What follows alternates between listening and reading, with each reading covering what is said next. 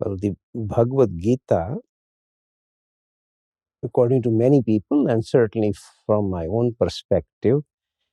is the single most important text to originate from India. Does any given text or scripture, in this case the Bhagavad Gita, does it carry or can it lead to some kind of expressions of truth, maybe, but expressions of approaches to the truth